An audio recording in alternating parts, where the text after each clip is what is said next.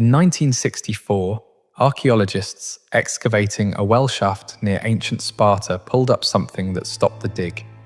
Infant bones, dozens of them. Fractured skulls, twisted spines, some no more than a few days old. For decades, the story was the same. Sparta threw its weak babies into a pit called the Apothetai. Textbooks printed it. Documentaries repeated it. The movie 300 opened with it. But the bones in that well told a different story. Because mixed in with those infant remains were the bones of adults. Men, women, people who had lived full lives and then ended up in the same place as the babies. Which raises a question no one in Hollywood wanted to ask.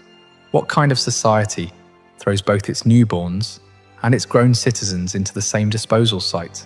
This video is about what Sparta actually was, not the movie version. Not the motivational poster version.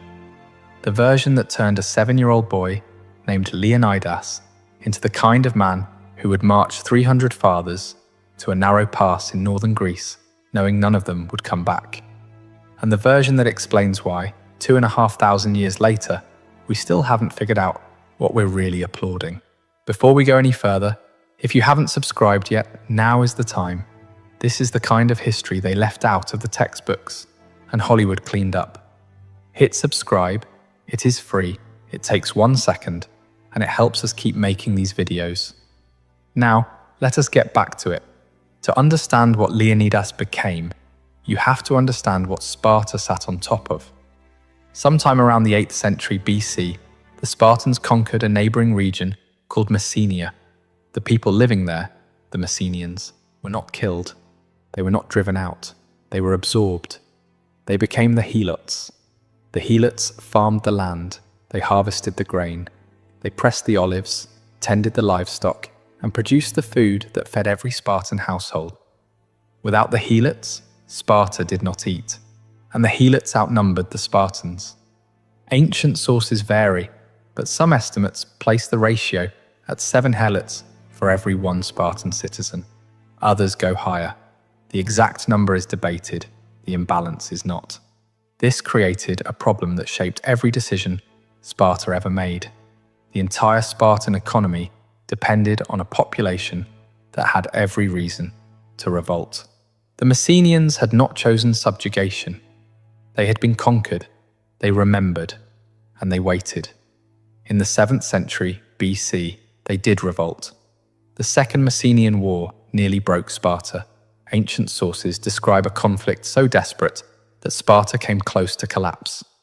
The poet Tyrtaeus, writing during or shortly after the war, produced verses urging Spartan soldiers to hold the line, not against a foreign empire, but against the people working their own fields.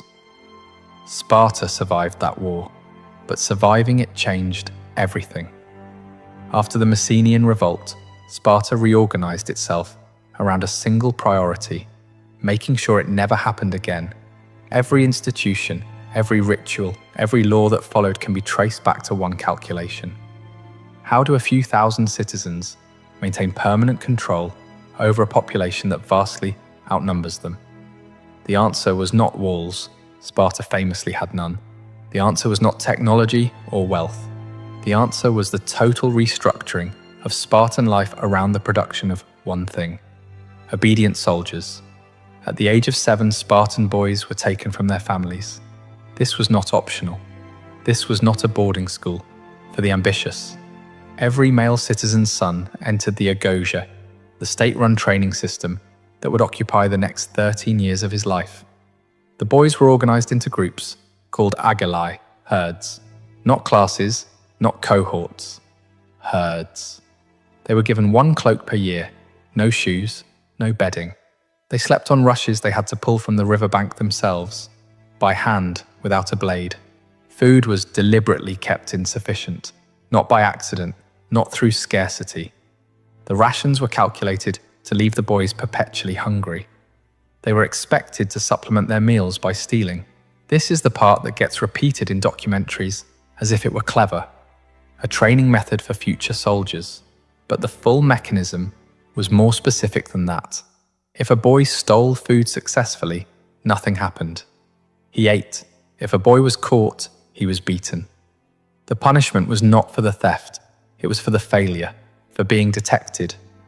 Plutarch records the story of a Spartan boy who stole a fox cub and hid it under his cloak. When an adult approached, the boy stood still. The fox began clawing and biting into his stomach. The boy said nothing. He did not move. He died standing, his intestines opened by the animal, rather than reveal what he had stolen. Whether that specific story is literal or apocryphal, the fact that Spartans told it to each other as a model tells you what the system valued. Not strength, not intelligence, the suppression of visible suffering. As the boys grew older, the training escalated. They were organized into competitive units and encouraged to fight each other. Plutarch describes organized brawls, where boys punched, kicked, and bit with no rules and no intervention from adults. The purpose was not to find the strongest. It was to identify who would keep fighting after the pain became unbearable. At certain stages, boys were subjected to public flogging at the altar of Artemis Orthia. This was not punishment, it was ritual. Boys were whipped until they bled, and the measure of success was silence. Pausanias, writing centuries later, noted that some boys died during the ritual. The priests monitored the flogging by watching a wooden statue of Artemis. When the image grew heavier, the blows were considered sufficient. Foreign visitors came to watch. By the time a boy reached 18, he had spent over a decade in a system designed to accomplish something very specific. Not education, not enlightenment, conditioning. The Agoge produced men who could endure pain without flinching, who could obey without questioning, who could stand in a phalanx formation for hours in summer heat, wearing 60 pounds of bronze, and not break rank when the man next to them took a spear through the throat. This was the system that produced Leonidas. He entered it at 7. He graduated from it as a man who had never known a single day of autonomous decision-making. Every meal, every sleeping arrangement, every act of violence and deprivation had been managed by the state, and the state had one use for him. There is a part of Spartan training that does not appear in the movie 300. It does not appear in most popular accounts of Sparta at all. It is called the Krypteia. Each year, Spartan authorities selected the most capable young men, those who had excelled in the Agoge, and gave them a specific assignment. They were sent into the countryside at night, alone, armed with a dagger. No armor, no supplies. Their mission: move through Helot territory and kill any Helot who appeared strong, organized, or capable of leadership. Plutarch describes this directly. The young Spartans hid during the day and emerged at night. They targeted Helots, working the fields, traveling the roads, or gathering in groups. The killings were not battlefield engagements. They were nighttime operations carried out against unarmed laborers. This was not a rogue practice. It was state-sanctioned. Each year, the Spartan ephors, the elected officials who governed alongside the kings, formally declared war on the Helots. This legal declaration served a specific function. Under Greek custom, killing during peacetime carried religious pollution. The annual declaration of war removed that obstacle. Any Helot killed by a Spartan during the Krypteia was killed within a legal framework.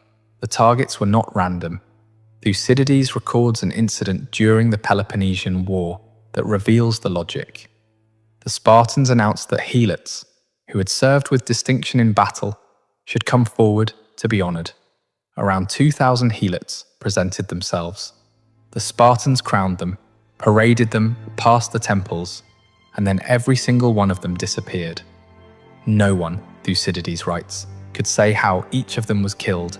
2,000 men, selected for competence, eliminated because competence in a subjugated population is a threat. The Krypteia operated on the same principle, applied continuously. The system did not wait for rebellion to begin. It removed the potential for rebellion before it could organize. This is the context that is missing from every popular telling of Leonidas and the 300. The men who stood at Thermopylae were not simply warriors trained for external enemies. They were products of a system designed, first and foremost, for internal control. The skills that made them effective in the phalanx, obedience, silence, the capacity to kill without hesitation, were the same skills they had practiced on helot farm workers in the dark. One of the most frequently cited facts about ancient Sparta is that Spartan women had more freedom than women elsewhere in Greece. This claim requires context. Spartan women could own property. They could inherit land. They exercised publicly and received physical training. In Athens, women were confined to the household. In Sparta, they moved through public space with a degree of autonomy that shocked other Greeks. But the purpose of that autonomy was specific. Spartan women were physically trained because Sparta believed physically strong mothers produced physically strong sons. Plutarch states this explicitly.